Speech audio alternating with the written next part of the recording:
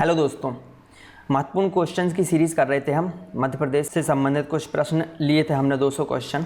उसका पार्ट ये 3 है, सेट 3। इससे पहले 2 सेट मैंने अपलोड किए हुए हैं, आप प्लेलिस्ट में जाके उसको चेक कर सकते हैं। ठीक है, उसी कड़ी में आगे बढ़ते हैं। 10 क्वेश्चन के साथ फिर से आया हूँ मैं। तो देखते हैं, ये क्वेश्चन मैंने लास्ट वीडियो में आपसे पूछा था कि मध्य प्रदेश के कौन सी दिशा में छत्तीसगढ़ स्थित है। इसको समझने के लिए आपको एक मैप दिखाता हूँ, भारत का मैप दिखाता हूँ।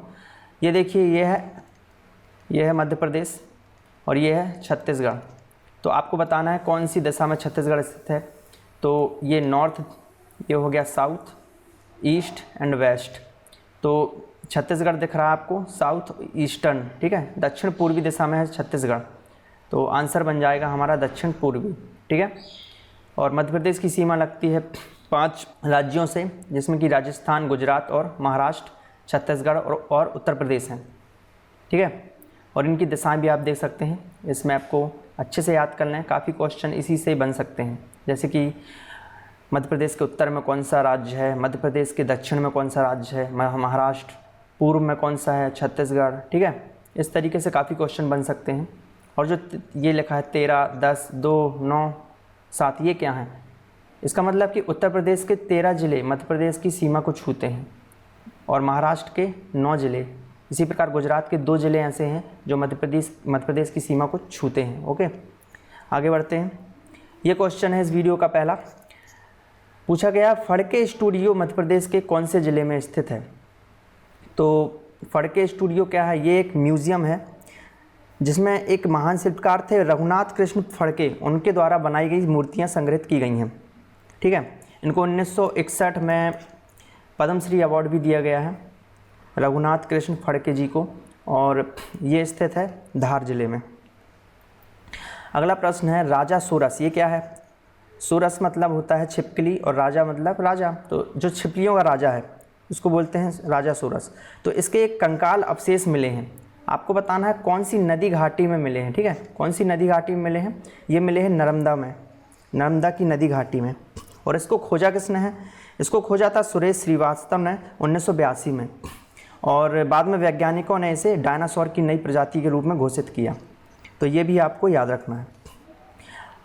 अगला प्रश्न है, टीम रणजी ट्रॉफी में मध्य प्रदेश कौन से साल में उपविजेता बना था? ठीक है, तो चूँकि हम मध्य प्रदेश पढ़ रहे हैं तो रणजी ट्रॉफी में मध्य प्रदेश कब उपविजेता बना था ये आपको याद रखना है। तो ये वर्ष था 1998-99, और इस साल विजेता कौन बना था? ये बना था कर्नाटक। और 18-19 में जो है विजेता बना है विदर्भ की टीम, और सौराष्ट्र को हराया इसने, ठीक है। विदर्भ ने सौराष्ट्र को हराया। और एक चीज़ और, आप क्रिकेट से संबंधित और भी ट्रॉफ़ी याद कर सकते हैं, ठीक है। ये वो ट्रॉफ़ी कौन सी हैं? ये हैं क्रिकेट से संबंधित सारी, मैंने यहाँ लिख दी हैं, इनको भी आपको याद रखना है। Irani trophy, CK Naidu trophy, Dilip trophy, Jhansi ki Rani trophy और देवधर ट्रॉफ़ी, ये सारी ट्रॉफ़ी हैं क्रिकेट से संबंधित।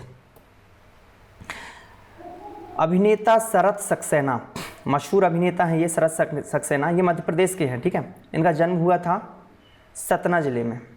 ये पूछा गया आपसे कौन से ज़िले में जो है इनका जन्म हुआ था, तो इसका आंसर है सतना। ये आप इनको जानते हैं क्या? ठीक है, फ़ोटो दिखाता हूँ, आप इनको निश्चित तौर पे जानते होंगे। ये हैं शरत सक्सेना, अब आप पहचान गए होंगे शायद, ठीक है। भारत की आज़ादी के बाद मध्य प्रांत की राजधानी क्या थी? इस क्वेश्चन को करने के लिए एक थोड़ी सी कहानी बताना चाहूँगा। ये देखो, ये कहानी है 1947 से 56 के बीच की, ठीक है। 1956 में मध्य प्रदेश अस्तित्व में आया, जो वर्तमान स्वरूप है मध्य प्रदेश का 1956 में बना, ठीक है। उससे पहले जो है मध्य प्रदेश में क्या क्या था देखते हैं। तो ये जो एरिया है इसको बोलते थे क्या? ये मिला के बना था central provinces plus Berar, central provinces and Berar इसको बोलते थे, प्लस छत्तीसगढ़, ये छत्तीसगढ़ और ये बघेलखंड का एरिया, ठीक है। इनको मिला के बना था, इसको मिला के बना था स्टेट ए, और ये कहलाता था स्टेट बी, और ये था स्टेट सी।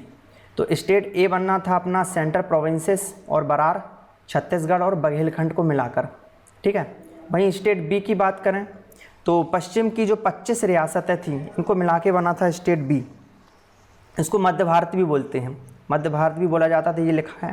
ठीक है, आपको मध्य प्रांत और मध्य भारत में कंफ्यूज नहीं होना है। मध्य भारत की राजधानी थी 6 महीने जो है ग्वालियर रहती थी, और अगले 6 महीने के लिए इंदौर। तो ये 6-6 महीने बदलती रहती थी, इंदौर और ग्वालियर। वही इसकी बात करें हम, जो सेंट्रल प्रोविंसेस बरार मतलब स्टेट ए, कुल मिला के स्टेट ए की बात करें तो इसकी कैपिटल थी नागपुर। वही आपसे पूछा गया है प्रश्न में कि मध्य प्रांत मतलब सेंट्रल प्रोविंसेस। यदि भारत को मध्य प्रांत से कंफ्यूज नहीं करना है, आप यहाँ इंग्लिश में देख सकते हैं, यहाँ लिखा है सेंट्रल प्रोविंसेस। ठीक है, तो इसकी कैपिटल पूछा है तो इसका आंसर बन जाएगा नागपुर। और स्टेट सी की बात करें तो ये बना था उत्तर की 38 रियासतों को मिलाकर, और इसको बोलते थे स्टेट सी। और इसकी कैपिटल क्या थी? रीवा। ये भी याद रखना है। ठीक है, एक बार जल्दी बता देता हूँ। पार्ट ए या स्टेट ए की राजधानी थी नागपुर, स्टेट बी की राजधानी थी ग्वालियर, 6 महीने ग्वालियर 6 महीने इंदौर, परिवर्तित होती रहती थी। ठीक है, और स्टेट सी की राजधानी थी रीवा। ठीक है, और ये मिलकर क्या मतलब स्टेट ए कैसे बना था, किन लोग एरिया को मिला के बना था? सेंट्रल प्रोविंसेस और बरार, छत्तीसगढ़ और बघेलखंड, ये एरिया कहलाता सेंट्रल प्रोविंसेस। यहाँ 25 रियासतें थीं पश्चिम की, वो मिला के बनता था स्टेट बी। और विंध्य प्रदेश मतलब उत्तर की 38 रियासतें मिलाकर बना था स्टेट सी। ठीक है, जिसकी राजधानी थी रीवा। और भोपाल एक पृथक राज्य था, इसकी राजधानी भोपाल थी। ठीक है, राज्य का सबसे अधिक आबादी वाला जिला कौन सा है? तो सबसे ज़्यादा आबादी है इंदौर ज़िले की। ठीक है, यदि एरिया की बात करें तो सबसे बड़ा स्टेट है छिंदवाड़ा, और सबसे छोटा ज़िला कौन सा है? निवाड़ी। ठीक है, निवाड़ी अभी 1 अक्टूबर 2018 को बनाया गया है, टीकमगढ़ से अलग करके। ठीक है, और निवाड़ी ज़िला कौन से संभाग में है? सागर में। ठीक है, 3 तहसीलों को मिला के बनाया गया है निवाड़ी ज़िला, और ये संभाग कौन से? सागर संभाग में पड़ता है। तो ये सारी चीज़ें आपको याद रखना है। और निम्नलिखित में से कौन सा राज्य मध्य प्रदेश के पश्चिम में है? अगेन वही कहानी, मैप में देखते हैं पश्चिम में कौन सा ज़िला है। देखो ये है मध्य प्रदेश, पश्चिम में कौन सा ज़िला है? गुजरात और राजस्थान। अब उसमें ऑप्शन में क्या क्या था? ऑप्शन में थे हमारे गुजरात, उत्तर प्रदेश तो उत्तर में है, आपको पता, छत्तीसगढ़ है पूर्व में, महाराष्ट्र दक्षिण में है, तो आंसर क्या हो गया? गुजरात। ठीक है, यदि राजस्थान होता तो राजस्थान और गुजरात दोनों होते पश्चिम में, तो चूंकि गुजरात है तो गुजरात बन जाएगा इसका आंसर। बाज बहादुर का महल कहाँ पे है? ये है मांडू में। मैथिली शरण गुप्त कौन थे? ये थे कवि थे, आप सबको पता है, ये थे राष्ट्रकवि, मतलब महात्मा गांधी ने इनको राष्ट्रकवि की संज्ञा दी थी। और इनकी कुछ कृतियाँ भी हैं, जैसे साकेत है, यशोधरा है, पंचवटी है। और इनके जन्म दिवस को जो है कवि दिवस के रूप में भी मनाया जाता है, याद रखिए। कब पड़ता है? 3 अगस्त को। 3 अगस्त को इनका जन्म दिवस पड़ता है, जो कि कवि दिवस के रूप में मनाया जाता है भारत में। ठीक है, ये क्वेश्चन है आप लोगों के लिए। इसका आंसर आपको कमेंट बॉक्स में लिखना है कि मध्य प्रदेश के अलावा बेतवा कहाँ बहती है। ऑप्शन है गुजरात, महाराष्ट्र, उत्तर प्रदेश और छत्तीसगढ़। तो इसका आंसर लिखिए कमेंट बॉक्स में और देखते रहिए स्टडी एज। और आप हमारे वीडियो लेक्चर का जो PDF है उसको प्राप्त कर सकते हैं टेलीग्राम में। आपको सिंपली जाना है टेलीग्राम में और वहाँ पर टाइप करना है स्टडी एज। साथ ही हम फेसबुक पर भी लाइक कर सकते हैं, ये हमारा पेज। तो चलिए इस वीडियो को यहीं समाप्त करता हूँ। यदि वीडियो अच्छा लगा है तो लाइक कीजिए और अपने दोस्तों के साथ भी शेयर कर सकते हैं।